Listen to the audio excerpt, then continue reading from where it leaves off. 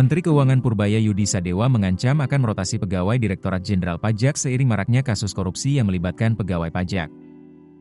Kocok ulang itu bakal menyasar mereka yang terbukti menyelewengkan jabatan. Rotasi tersebut disebut sebagai bentuk hukuman sekaligus langkah pembenahan internal di internal Direktorat Jenderal Pajak. Saat ini Kementerian Keuangan masih melakukan evaluasi menyeluruh sebelum rencana sanksi itu benar-benar diterapkan.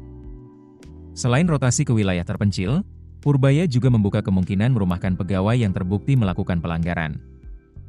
Penentuan sanksi akan mempertimbangkan tingkat kesalahan dan hasil evaluasi.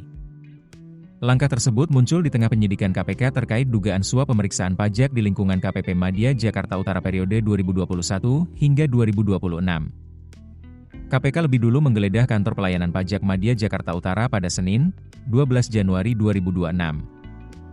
Penggeledahan berlangsung sejak pukul 11 hingga pukul 22 waktu Indonesia Barat. Juru bicara KPK Budi Prasetyo mengatakan, penyidik menyita uang tunai senilai 8.000 dolar Singapura. Penyidik juga mengamankan barang bukti elektronik berupa rekaman CCTV, alat komunikasi, laptop, serta media penyimpanan data. Sehari kemudian, KPK menggeledah kantor pusat Direktorat Jenderal Pajak Kementerian Keuangan di Jalan Gatot Subroto, Jakarta. Penyidik menyasar Direktorat Peraturan Perpajakan serta Direktorat Ekstensifikasi dan Penilaian. Dari lokasi tersebut, KPK menyita sejumlah dokumen dan barang bukti elektronik. Barang-barang tersebut diduga berkaitan dengan konstruksi perkara. KPK juga mengamankan uang yang diduga bersumber dari tersangka kasus suap pemeriksaan pajak di KPP Madya Jakarta Utara. KPK menetapkan 5 tersangka pada Minggu, 11 Januari 2026. Mereka terdiri dari Kepala KPP Madya Jakarta Utara Dwi Budi, Kepala Seksi Pengawas dan Konsultasi Agus Syaifuddin, serta tim penilai Asko Bahtiar sebagai perwakilan penerima suap.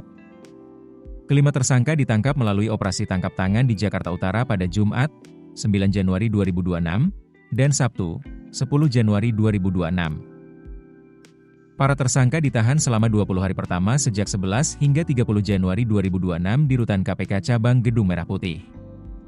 Dalam perkara tersebut, Agus Syaifuddin disebut meminta PT Wanatiara Persada membayar pajak all-in sebesar 23 miliar rupiah.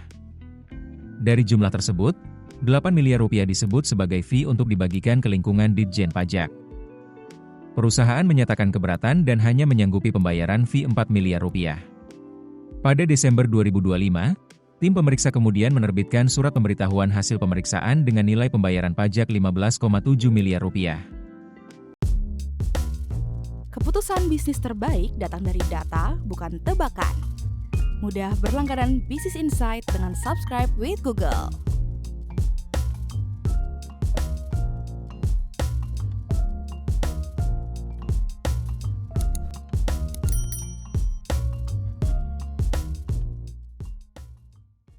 Download aplikasi Kontan sekarang di App Store atau Play Store.